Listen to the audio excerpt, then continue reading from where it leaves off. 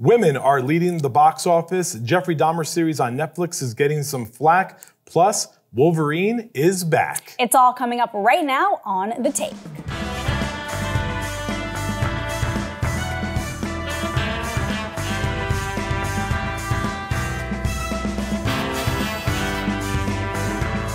Hey everyone, and welcome to The Take. I'm Elizabeth Wagmeister. And I'm Clayton Davis, and we're here to give you our take on some of the week's biggest stories.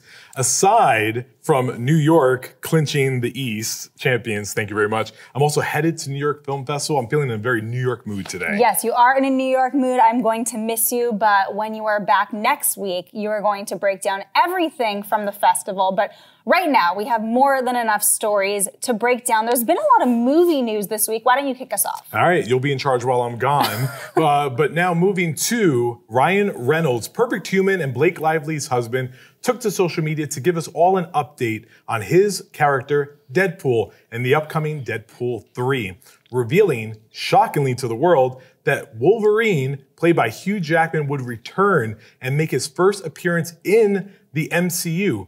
Fans are obviously very excited out there. However, a few were a little upset, thinking that this would negate his powerful finale film, Logan, back in 2017, which was nominated for an Oscar for Best Adapted Screenplay. But Reynolds and Jackman took to social media again, saying this will not negate that film. Nerd stuff again for you, because you always understand it. We have Deadpool 3 coming. He is entering the MCU. He's a rated R graphic character, nonetheless. I love how you're always like, nerd stuff, break it down. Like, I know this. It's when we get real in the weeds, Clayton. Yeah, well, it'll be interesting to see how they inject Wolverine into this. Right now, this really makes us excited because now we're going to have X-Men in the MCU. We've seen a few of them in Doctor Strange and the Multiverse of Madness, and we'll see how they fit together. I'm sure they're going to be tons of fun. We did see them together once a long time ago in a Wolverine origin story that didn't go over so well. You know, I remember when I interviewed Ryan Reynolds at the carpet of the latest Deadpool premiere back in New York, and this feels like it was forever ago because it was pre-pandemic days. But I remember asking him then, when is the next one coming? Because obviously it's been such a box office hit, kind of surprising because oftentimes rated R movies that are superhero fare don't do so well, but this has just smashed it at the box office. So I know a lot of people are going to be very excited, waiting till 2024 for this to come. But also, you know, you mentioned a lot of people curious to see how the characters will mesh together. I love seeing the real actors mesh together in their announcement, which Ryan Reynolds produced through his company. It was just incredible. This is going to help Hugh Jackman's Oscar campaign for The Sun right now. Absolutely. Obviously, everyone's excited for this. But speaking of box office, it's going to make a lot of money. Everything's making a lot of money right now that's in the movie theaters, and they're all female-led vehicles. The Woman King opening up to $19 million. The Sony Pictures film that stars Viola Davis, which she also produced with her husband, Julius Tenen, only dropped 40% in its second week and will probably make back its budget and is in the Oscar conversation as well. On top of that, Don't Worry Darling opened up to a very robust and healthy 20 million plus at the box office. The Olivia Wilde vehicle screened at the Venice Film Festival, receiving mixed reviews, but that didn't hold audience members back. And on top of that, Avatar, the first one, made its return to theaters, pulling in $30 million globally. So if you think that Avatar: The Way of Water isn't going to make money, Top Gun Maverick, you're holding the top spot right now. James Cameron, he's looking for you. Absolutely. I mean, this obviously signals great things for the next Avatar, which has been a gazillion years in the making. But let's go back to Woman King and Don't Worry Darling. You hit on it. Two female-led films, not just on screen, but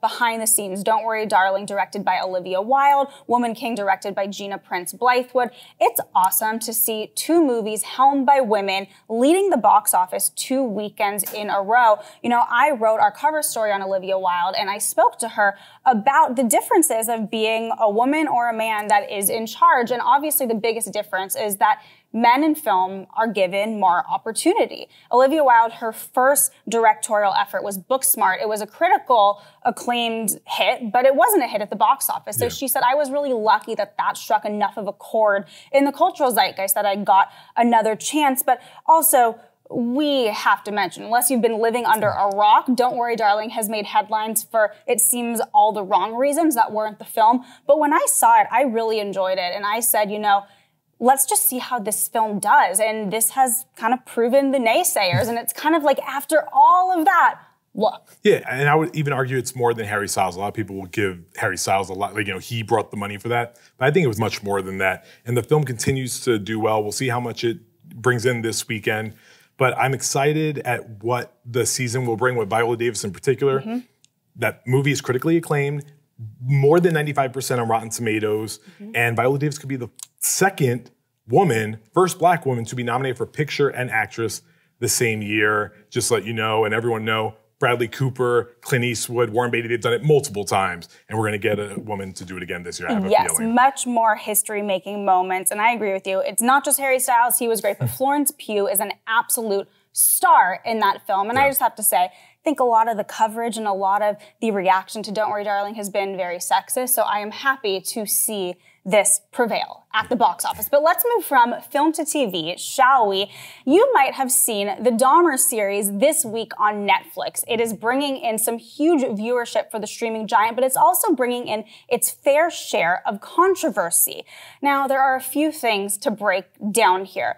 First, you know how Netflix, they have different categories, things like true crime or comedy. They also have an LGBTQ category. Well, the Dahmer series was under that category. Got a lot of backlash on social media, some people on TikTok saying we do not want this representation. This is a story about a serial killer. Yes, Jeffrey Dahmer was a gay man, but this is a serial killer series. It's not about LGBTQ stories such as, Heartstopper or some of the other great series that we are seeing on Netflix. So anyway, Netflix scrapped that. They obviously saw this controversy. And I think that that's a good thing. I really think that that was a misstep, but that's not the only controversy that has struck this series. Oftentimes with true crime series, we're obviously seeing a true story come to life. But what is missing from the narrative is that these are real life victims.